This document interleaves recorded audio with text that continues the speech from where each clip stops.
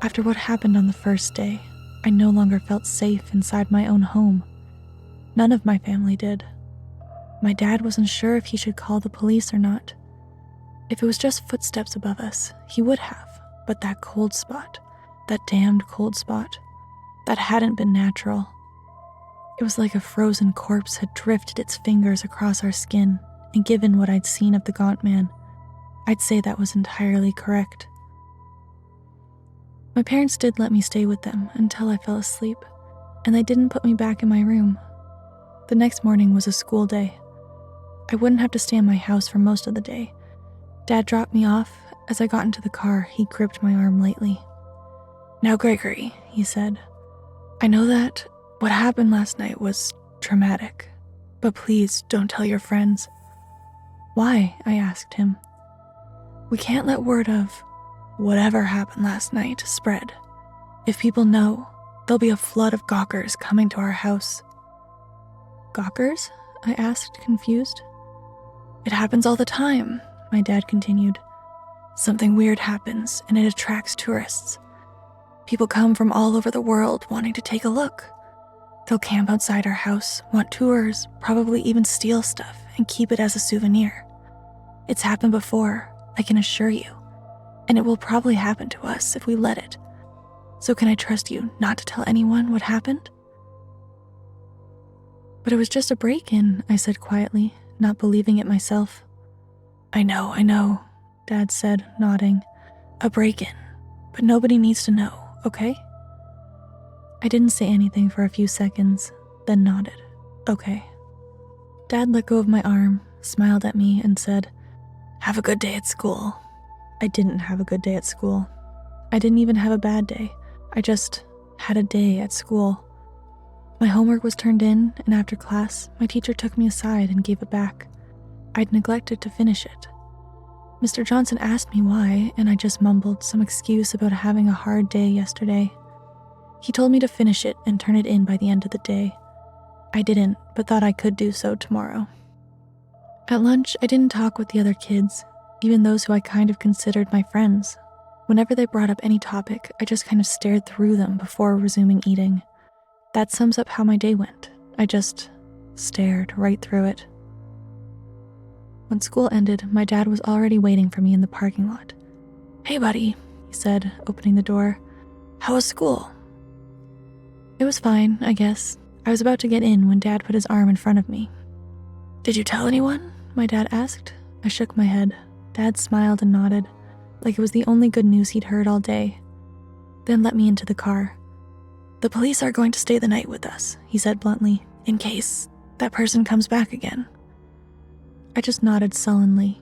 I was already dreading having to sleep in that house again. I could still recall in perfect, vivid detail how the Gaunt Man had limped toward me with his outstretched hand, the mummified tongue sitting in his mouth like a lump of clay, those sunken eyes.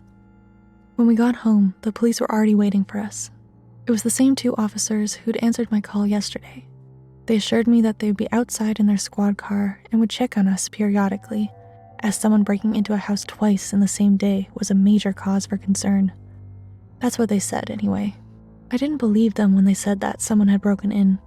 There was no way the thing I'd seen in my dreams was a person. I won't speak much of what happened that night because nothing much happened. All day, I'd been expecting something to happen, for those damn footsteps to come back, that cold spot, the feeling of sunken eyes staring into me through the ceiling.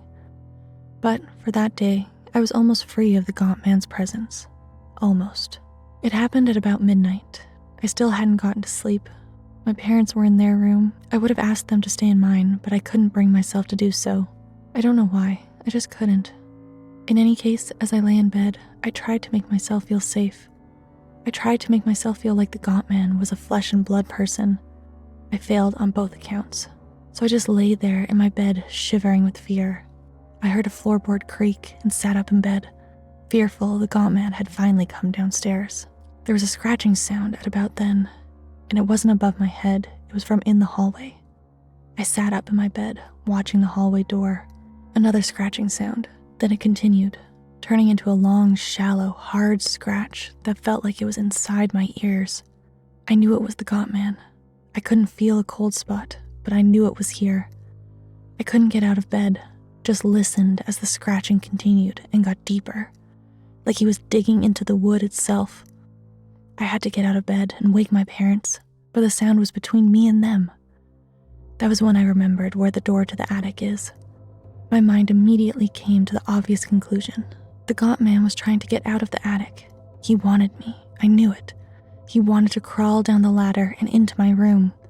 I could already see the image of the gaunt man on his hands and feet, dragging himself along the floor with long skeletal limbs, staring into me with those sunken eyes. Another loud scratch, and that was when I screamed for my parents, which I should have done from the start. It took 2 more screams before my parents got up and ran into my room, demanding to know what was wrong. The scratching had stopped by then. The gaunt man had retreated. "The gaunt man," I wailed. "He's in the attic again. He's trying to get out." Dad called the police inside. They checked the attic and nothing, same as last time. They didn't find anything. The window wasn't even open this time.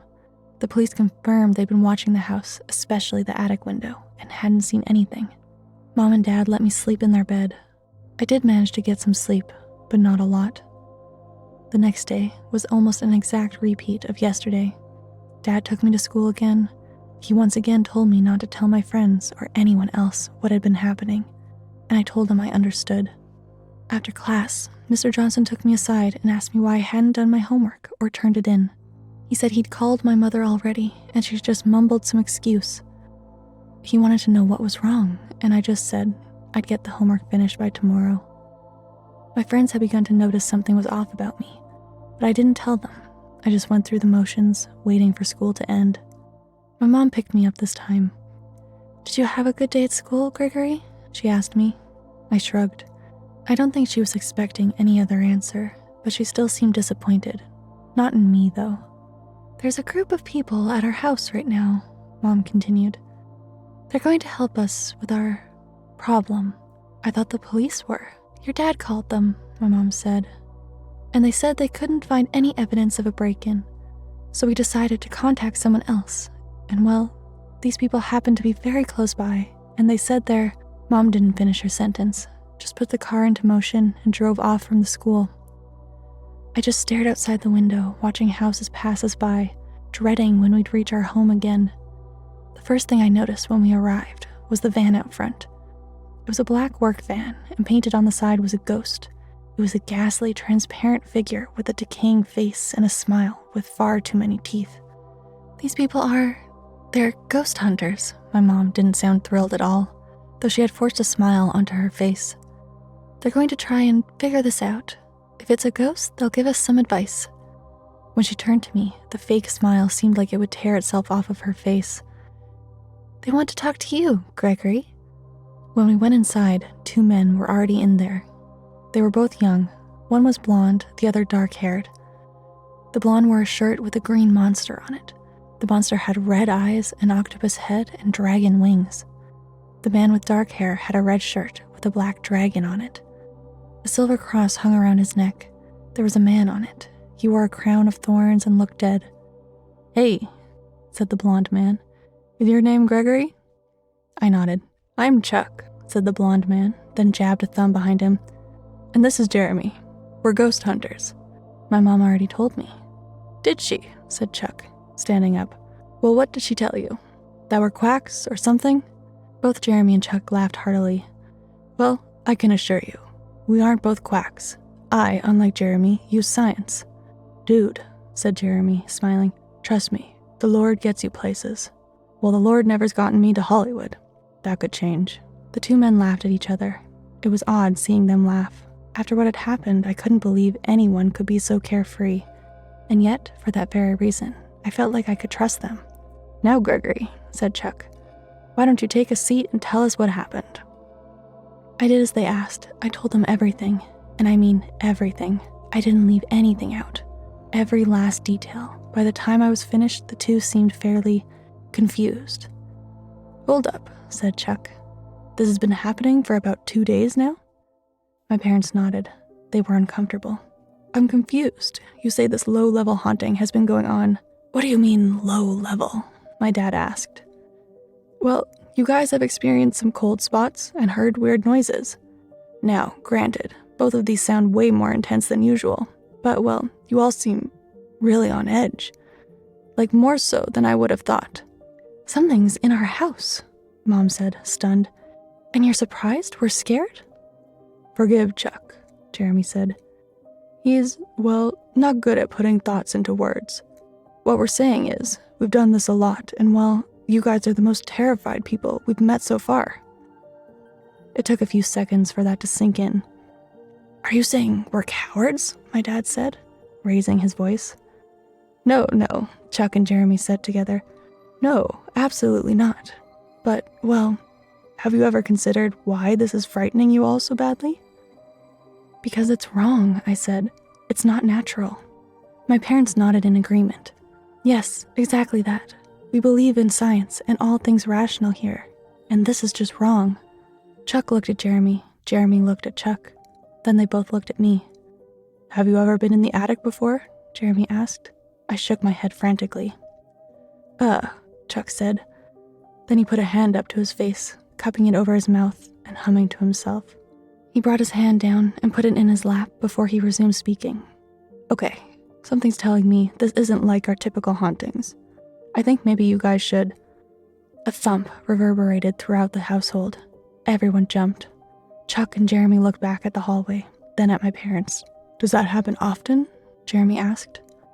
Before they could answer, there was another thump, and then another, like a gunshot fired into my skull. Soon, it turned into a continuous battering. My mom suddenly grabbed my hand tightly and stood up, as did my dad. Chuck and Jeremy did the same, looked at my family and I, then back at the hallway. Jeremy gave us another glance. I think you guys should wait outside, he said, before there was suddenly a massive crash. The two ghost hunters visibly flinched, then Chuck screamed, "Now!" And that was how the third haunting started.